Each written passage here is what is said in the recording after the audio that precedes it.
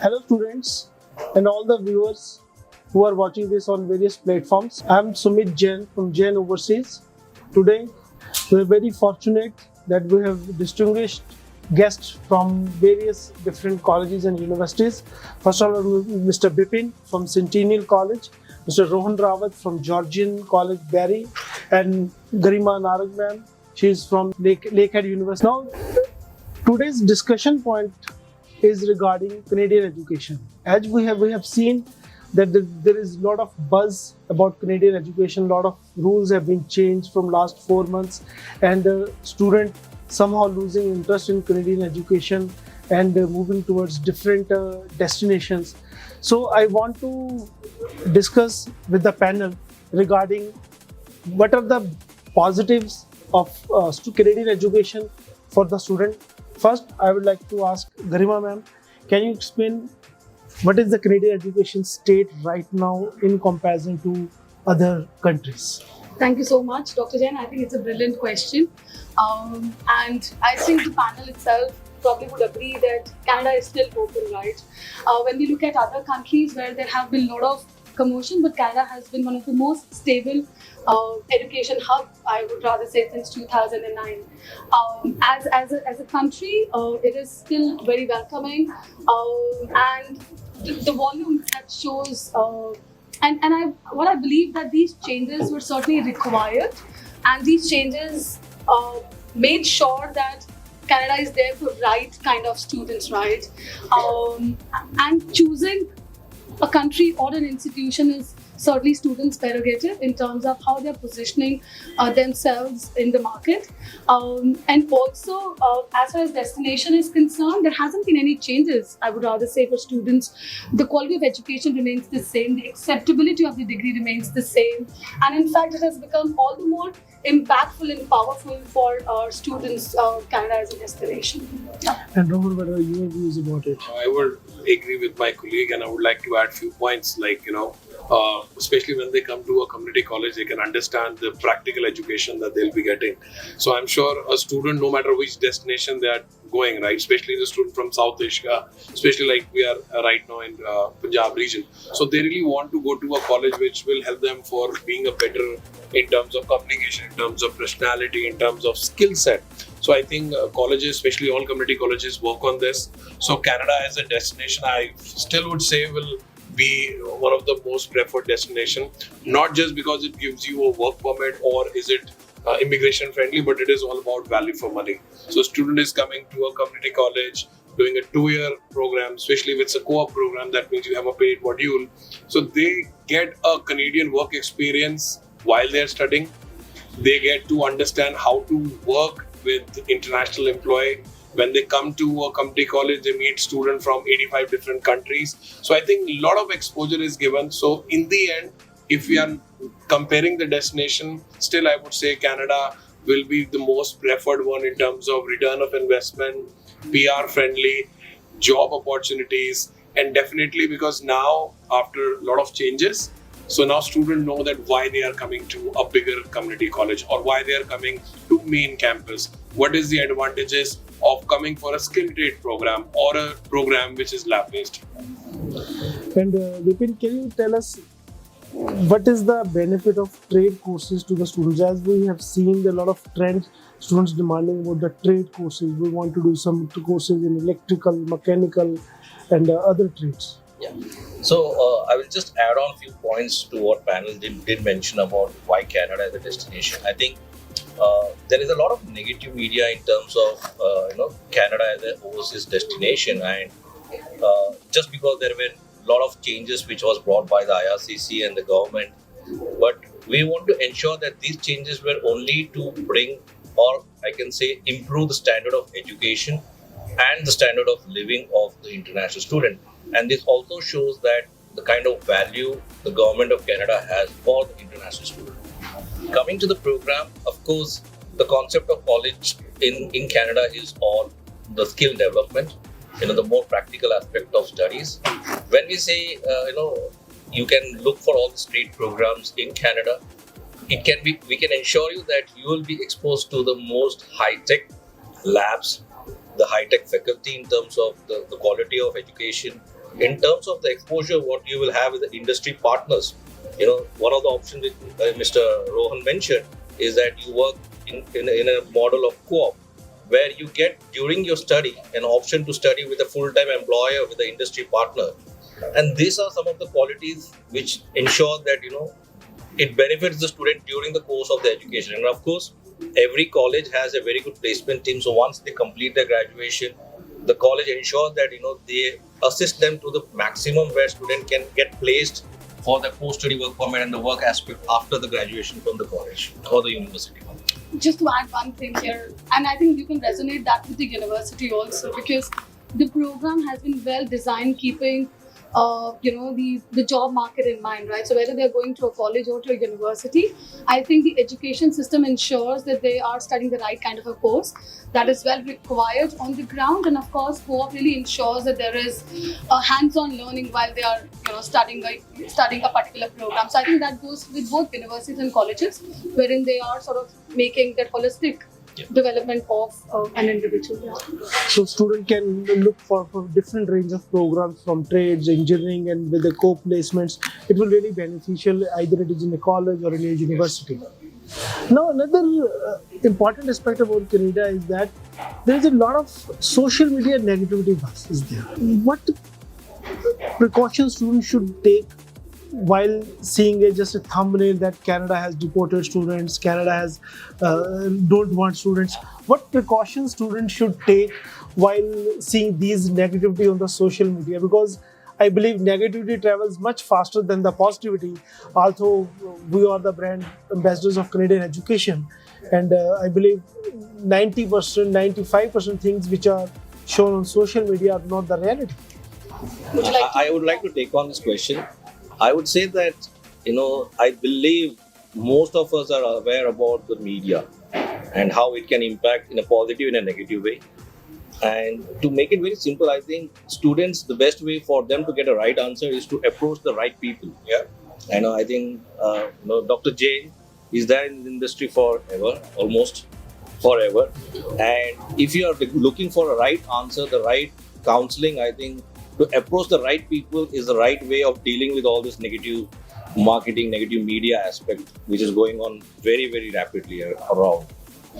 I think I would like to add the same, right? So taking the information from right people. Like today, I think there was just the starting of the right change by meeting so many students in the fair, so many inquiries.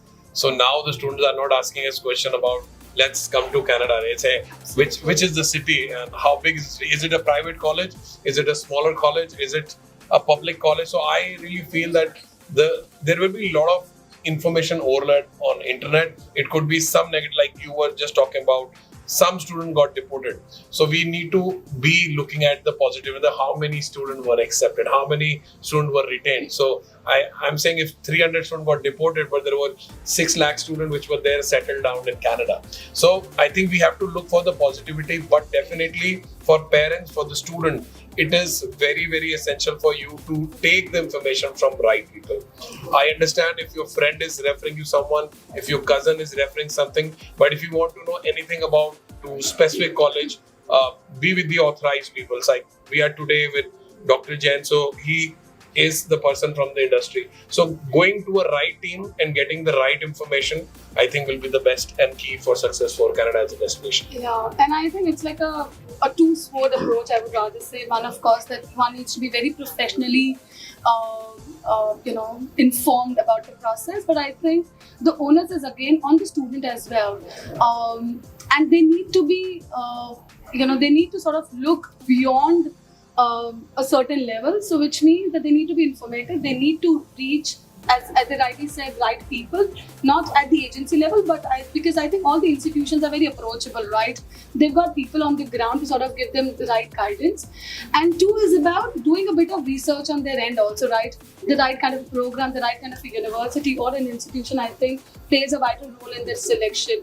And coming to yourself means that you're sort of assuring that they are getting the best of the best services and following the right path to pursue their career ahead. And now there is another important buzz going on regarding the accommodations. So because students are really worrying because they see the news that Canada have a problem of housing. and it is due to the international students. So, what kind of steps will colleges and universities are taking to ensure that students should get the accommodation, or they are helping to the students? So, if I talk about my institution, I'm from Lakehead University, and we are not in DTM, right? I would rather say.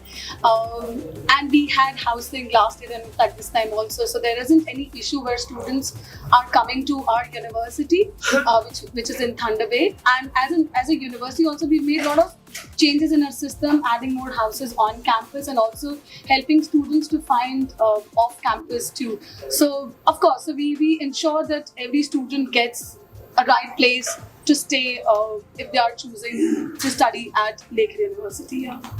I think housing is a really, really important topic, and for us, we have a separate department only for accommodation.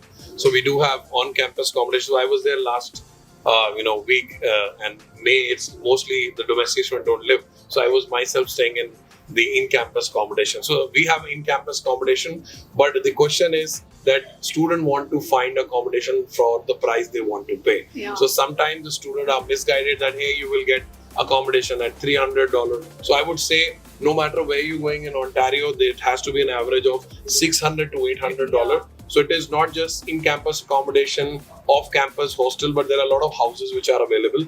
And that is why I think this PAL system has come, that we are doing the planning according to the capacity of the city. We are not recruiting the student that there will be housing crisis in any of our campus. So all the number of PALs is directly attached with the availability of the accommodation, and definitely we do help the student for off-campus assistance. So we can tell them that these are 5 houses listed, or you can find on kikiji.com, or maybe you can check Facebook Marketplace. But the best way is to be connected with the on-campus accommodation team, because it's a separate department and they will be giving a lot of information. We do a lot of online session before the student come in.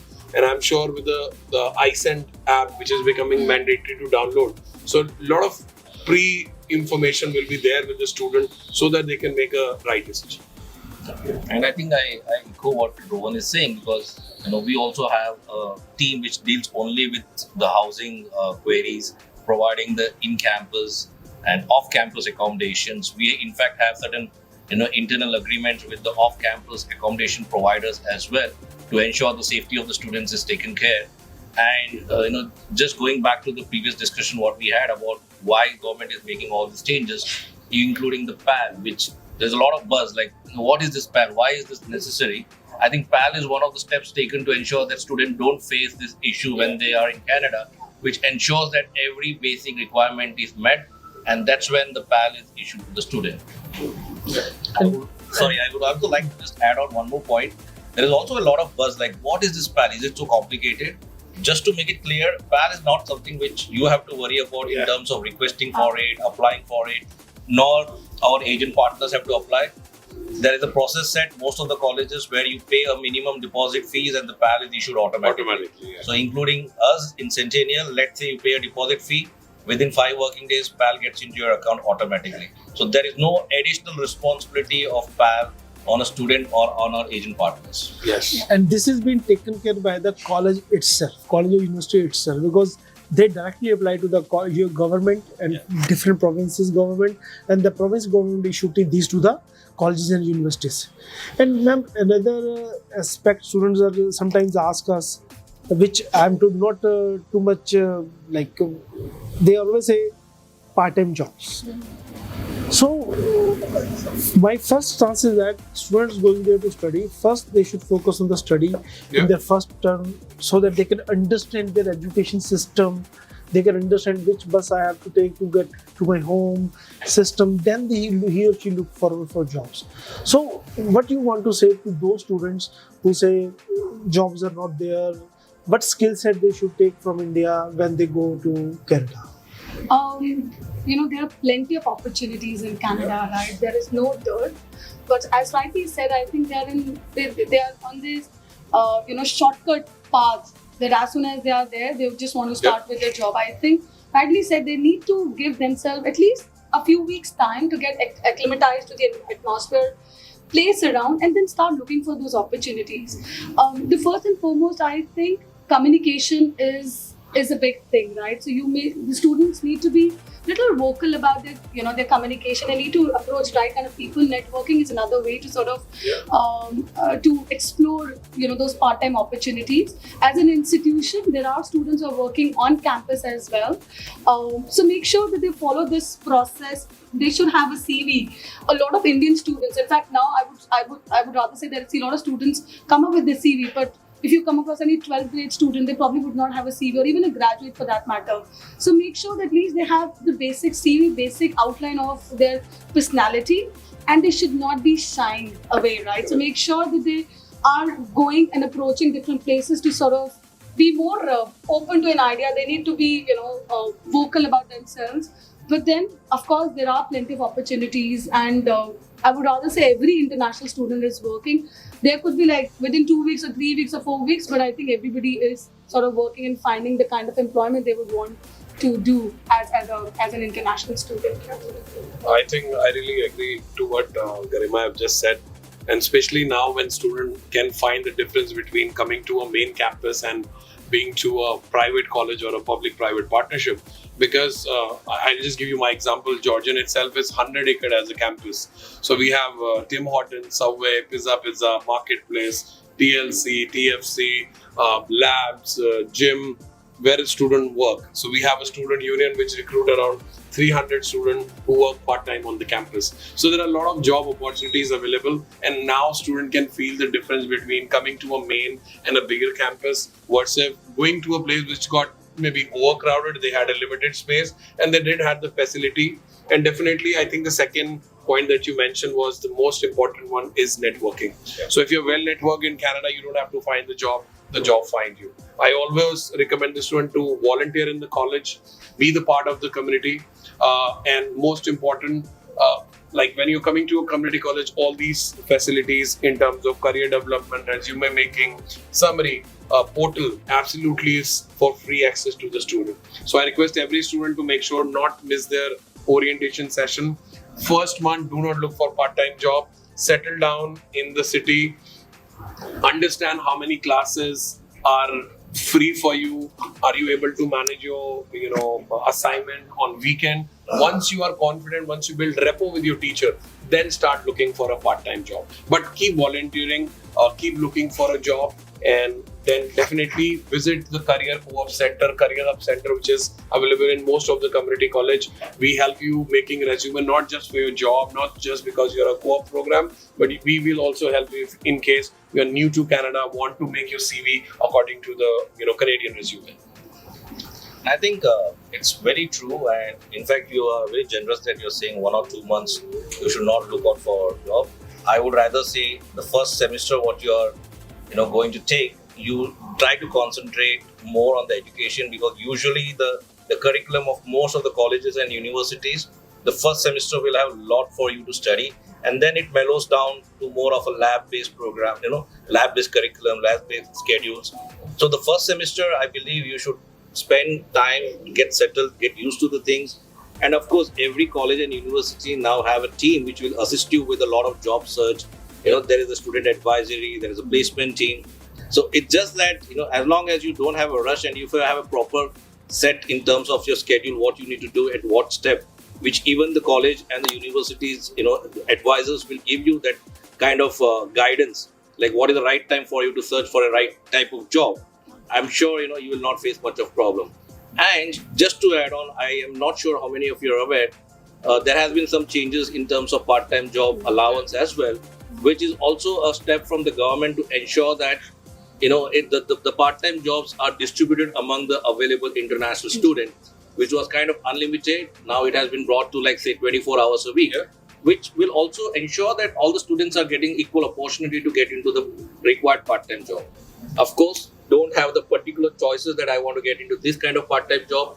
Be open to accept what is available, because even a part-time job is always competitive with the kind of, the students we have inflow in terms of different provinces. It's always about the survival of the fittest. Yes. So I think you really need to navigate yourself once you are there in the system.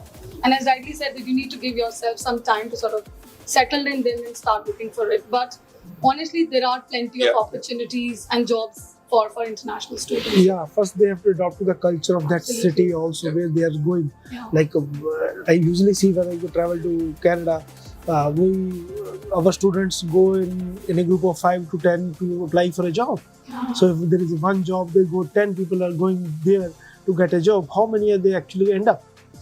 And another important aspect, ma'am, just want to know what is the visa success rate for your respective university and colleges in last 6 months? I know it is very high, but this is for those audience, those students who are taking a shortcuts, like they're moving towards a package system, like where they used to say pay after visa, your consultant will pay the fee, which is totally a fraud, I believe, and that is only then it can be applicable where there is a success rate of only 10-15%.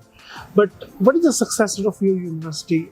Well, honestly, we really do not, see the visas because that's not our department. But what we, the feedback from the partners and of course from the admissions team, it has been close to 100% provided they're following the process, right? For example, if they're applying to a university or let's say to any government college also, there are different categories of visa, right? So what we've seen that most of the international students prefer to apply under the SDS category because then there's a surety that the fees has been paid, they have enough funds, for their JC. accommodation and everything. So I think a right approach is very important to get the visa timely. But what we have seen, especially in the last few weeks, the turnaround time has been really shortened, right? I mean, we've just had a case where the visa was received in less than a week, right? So we have those examples also. Timely application of the visa and following the documentation, the approach, I think, is the key to success. But at the end of the day, neither you nor I could actually manage the visa. It's going to be at the discretion of the officer, but we could only follow the principle and the guidelines being laid on their website. Yeah. I would 100% agree. Though when we say we have one of the highest approval rate in Ontario, but definitely if you're going to a government college, so when you're talking about some package system or fee after visa, I said a student, if someone is charging you money, they are not right for you. Yeah. So you have to really check which college you are going. Trust me, sometime you come to a wrong college, and in the end, when you try to change the college, it updates your history in Canada. So you might try to find a shortcut, but there is no shortcut to a good success. You have to take step by step, take a right procedure. We only accept SDS application. And trust me, if you are following the right process, if maybe today you have to arrange some fund, but tomorrow you have a better future because your file is great. You don't have to change your college. You don't have to change your program. You know where you are going, what you will be doing, and which college have been assisting you. So I would say just focus where the real community colleges are coming, especially like event that we had today. If you have any doubt, come here for the session, meet the expert at the agency office, but do not get involved anywhere which uses a government college name and they do not even have a direct tie-up. So you can always confirm and email a government college or a university that whether this even agent have an agreement with you or not. And that is like the first step to understand the authenticity or maybe the legality of an agent. And I think that's how most of the community college, the government college or a university works, where if they have a direct agreement with our agent partners, it means we have already verified the genuineness, how they work. Yes. And that's one of the assurity that, when you apply with any of our agent partners, they also assure you that you get the proper guidance. You're not been misguided.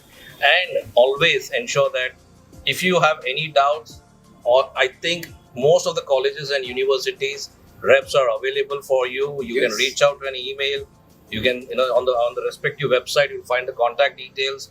So we are always there to answer your queries, and I think that's the right way of going ahead. I think there are a lot of ways where you can get misguided, but I think calibers like of Dr. Jain is one of the best example. I think you have been in this industry for ages now, and we don't have to speak about the success of Dr. Jain in Jalandhar. Thanks a lot. And as as from the discussion, we can conclude that the students should apply for public colleges and universities. Don't fall in prey for private colleges and private colleges. Rather, there is no work permit for them. So thanks a lot for you coming on this session. It's been really great information for the student, and it will really help them and help them to decide what they want to take in the future. Thank you so much Thank for you. giving Thank you, us Dr. an Jain. opportunity to be, the spokesperson, and of course, thanking on everyone's behalf. Yeah. And I hope that this discussion was really helpful and informative for the audience. Thank you. Thank you. Thank you very Thank much. Thank you, Dr. Jain.